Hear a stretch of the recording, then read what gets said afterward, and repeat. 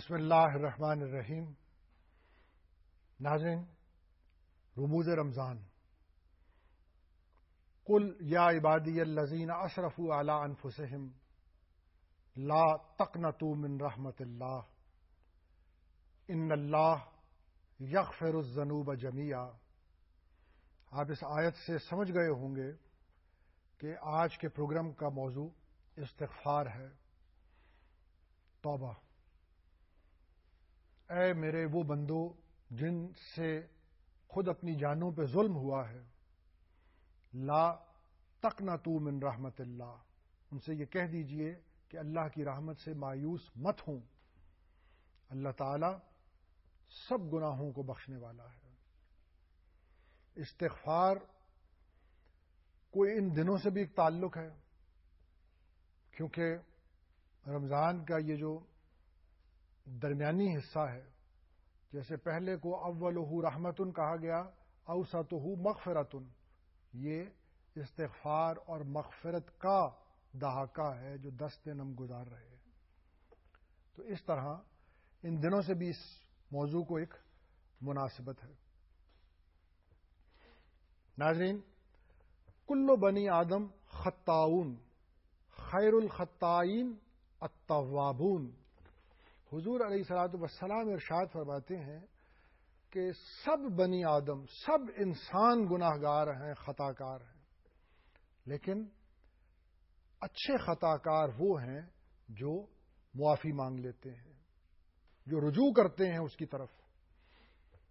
یعنی لغزش جو ہے وہ ہمارے خمیر میں گندی ہوئی ہے، اور بشریت کا یہ تقاضا ہے کہ ہم سے خطائیں ہوں، لیکن اس خطا کے بعد اصل دیکھنے والا رویہ یہ ہے کہ کیا ہوتا۔ تو اس آیت کو پڑھتے ہوئے اور ان دنوں کا جو تقاضا ہے کہ متوجہ ہوا جائے، اس سے اپنی خطاؤں کی بخشش طلب کی جائے، جیسا کہ یہ بات میں نے عرض کر دی کہ ہر آدمی خطا کار، اور حضور اقدس علیہ الصلوۃ والسلام فرما رہے ہیں۔ اس لیے کسی بھی خیال کو، وسوسے کو جی میں لائے بغیر کہ ایک بار خطا ہو گئی ہے، 2 بار خطا ہو گئی، وہ اکتاتا نہیں ہے، یہ شیطانی وسوسہ ہے۔ اللہ تعالی کو خود پر اور انسانوں پر قیاس نہیں کرنا چاہیے۔ آدمی کے پاس ایک دفعہ جائیں، اس سے کچھ کہیں تو دوسری دفعہ وہ اکتا جاتا ہے، اور خود بھی جی میں ہوتا ہے کہ پھر اس کے پاس بار بار جائیں گے تو ظاہر ہے کہ یہ ایک دفعہ کہے گا کہ جاؤ بھائی، بار بار کیا لینے میرے پاس آ جاتے ہو۔ لیکن یہ شیطانی وسوسہ اگر اللہ کے متعلق ہو، وہ اکتاتا نہیں ہے۔ جسے فہم حاصل ہے وہ سمجھتا ہے کہ وہ تو غفار بھی ہے، اس کی یہ صفت ہے بار بار معاف کرنا۔ اگر ہم سے خطائیں بار بار نہ ہوں گی اور ہم ان کو بخشوانے کے لیے بار بار اس کے پاس نہ جائیں گے، تو یہ جو اس کی صفت ہے غفار ہونے کی، اس کائنات میں اس کا ظہور کس طرح ہوگا؟ اس کی اس صفت کا ظہور تو ہونا ہے، اور ہمیں بار بار اس کے پاس جانا ہے تاکہ اس کی اس صفت کا ظہور ہو۔ اور یہ بات جو ہے میں ایک حدیث کی روشنی میں عرض کر رہا ہوں۔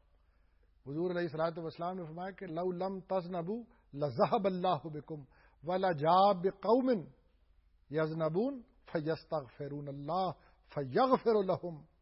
اگر تم سے گناہ نہیں ہوگا، تم سے خطا نہیں ہوگی، تو اللہ تعالیٰ تمہیں منظر سے ہٹا دیں گے، تمہاری جگہ اور لوگ لے آئیں گے جو خطائیں کرتے ہوں گے اور پھر اس سے معافیاں مانگتے ہوں گے۔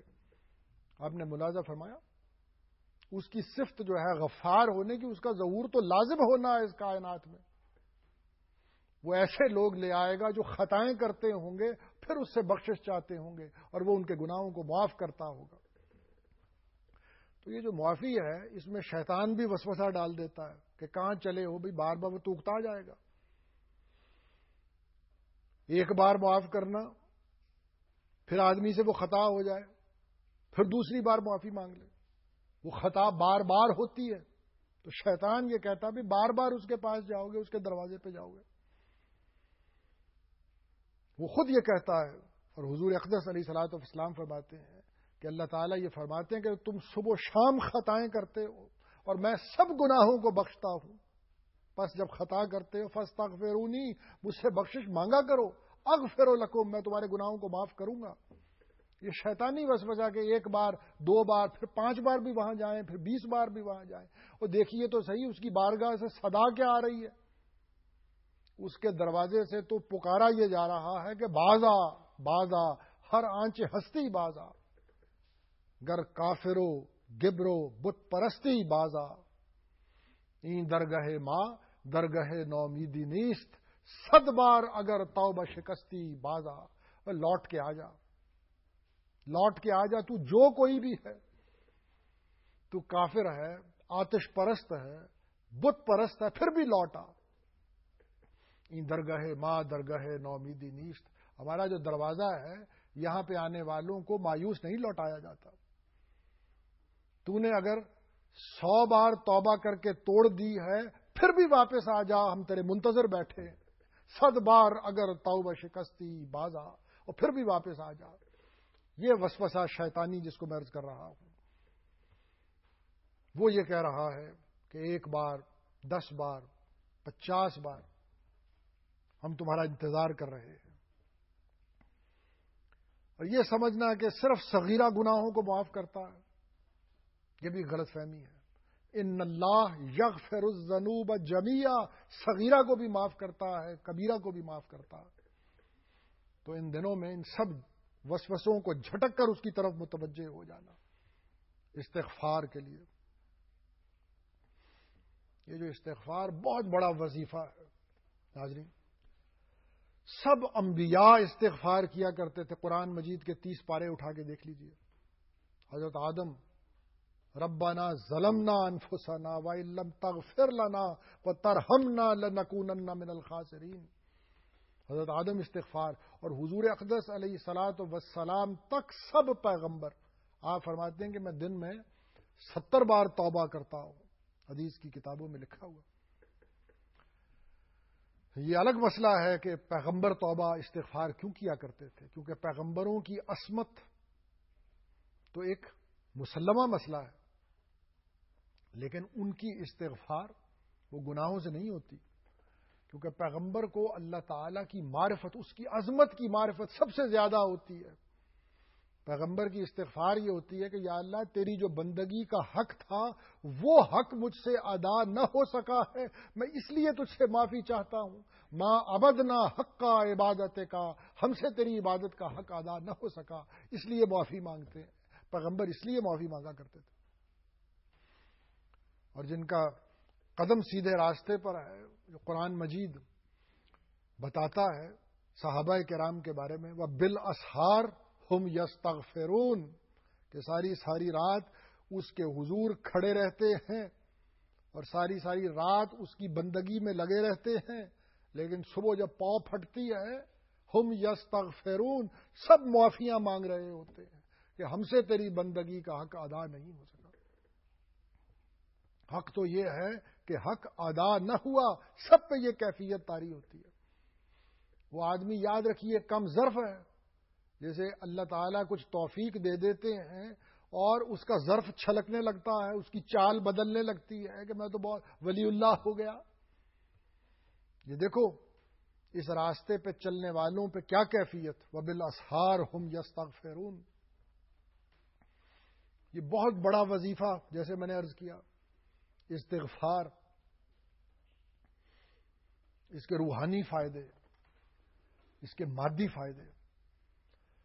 فَقُلْ تُسْتَغْفِرُوا رَبَّكُمْ إِنَّهُ كَانَ غَفَّارًا يُرْسِلِ السَّمَاءَ عَلَيْكُمْ مِدْرَارًا وَيُمْدِدْكُمْ بِأَمْوَالٍ وَبَنِينَ وَيَجْعَلْ لَكُمْ جَنَّاتٍ وَيَجْعَلْ لَكُمْ أَنْهَارًا.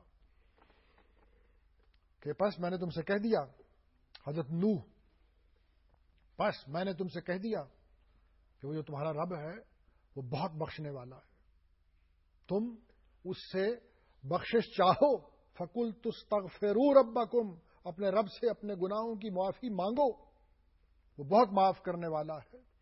وہ موسلا دھار بارش تم پہ برسائے گا، وہ مال اور اولاد میں تم کو ترقی دے گا، وہ باغات تمہارے لیے تیار کرے گا، وہ تمہارے لیے نہریں جاری کرے گا. لوگوں کی طبیعتیں مختلف ہوتی ہیں، بعض طبیعتیں مادی فائدے کی طرف متوجہ ہوتی ہیں، تو وہ ایسی ہی قوم تھی، اسے کہا گیا کہ دیکھو اللہ کی طرف رجوع کرو گے اور اس سے بخشش چاہو گے، یہ سب کچھ اس کے نتیجے میں ملے گا، مادی ترقی ہوگی۔ تو یہ مجرب نسخہ ہے، بعد میں بزرگ بتاتے چلے آئے۔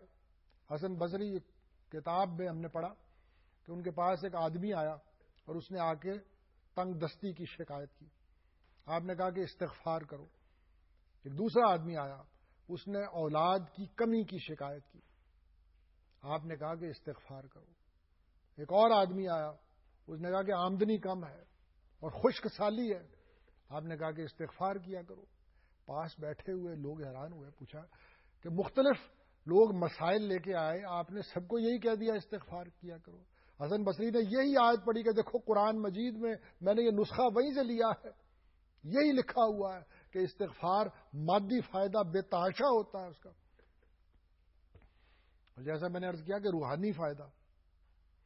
ان المومن اذا اذنب کانت نقطۃ سوداء فی قلبہ، حضور علیہ الصلوۃ والسلام فرماتے ہیں کہ جب گناہ کرتا ہے مسلمان تو ایک سیاہ نقطہ اس کے دل پہ نمودار ہوتا ہے۔